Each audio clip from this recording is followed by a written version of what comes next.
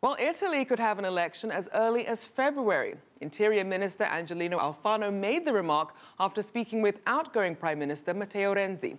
Renzi announced his resignation after a resounding referendum defeat this week on the country's constitution. But President Sergio Mattarella told him to stay on until Parliament approves the 2017 budget. My colleague Daniel Rentjes spoke to Ben Margulies. He's a research fellow in the Politics and International Studies Department at Warwick University in the UK. He began by asking what's next for Italy and its political limbo. It's difficult to tell exactly what message Italy's voters have sent because in reality, no vote is split among several different camps. Quite a few people opposed the reforms because they felt the reforms were bad, that they concentrated too much power in the prime minister, that populists could get hold of this power. So some of them were voting on the subject at hand. Some of them were voting because they, in fact, support the populist and dislike the elite. And some of them were simply, as in most referendums, voting no because they opposed the government in office. So there were a variety of messages being sent. Probably the clearest one is that a sense of discontent with Prime Minister Renzi, who formally resigned earlier today. As for what happens next, nothing too alarming. What seems to be happening is that Renzi will stay in office for a few more days to pass the next budget, and then the Italian president, Sergio Mattarella, will appoint a caretaker or interim prime minister, perhaps the current finance minister, to draft a new electoral law and run the country until the next elections, which will probably be in the beginning of 2018, maybe slightly earlier. So it's probably just going to be, Italy will tick on as usual, at least in terms of how its government functions for the next year. And these sorts of interim technical governments are actually quite common in Italy. And I just wanted to ask you about Austria. There was a bit of a sigh of relief from the establishment when the president there, the election there, the far-right candidate has not been elected in by not very much of a margin, though. So what does this tell us about where Europe is at the moment? It's difficult to say whether Austria itself is representative of Europe because it's small. The presidential election, the president is mostly symbolic. That makes it easier to vote for the far right because there's less at stake. And because the far right has been strong in Austria for a long time.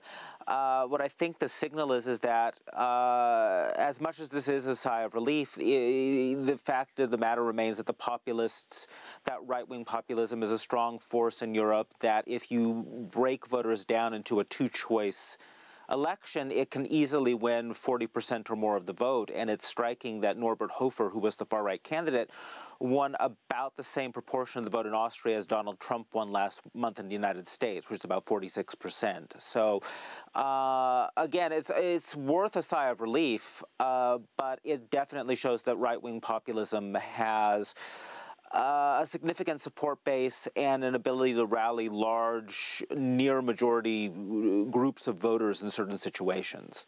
And talking of right-wing populists, there seems to be some degree of fertile ground both in France and Germany for these kind of candidates, and both elections are coming up.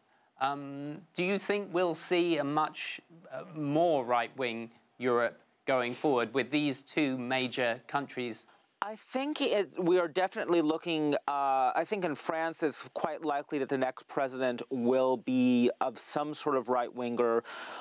It's more likely to be François Fillon, who's the establishment conservative candidate, but even he is on the right of his, of the mainstream right, and that's important because it'll keep middle-class conservative voters defecting to the more populist Marine Le Pen. So France definitely looks like it's heading to the right, if in a more conventional sense than if it were to vote for Marine Le Pen, which is still fairly unlikely.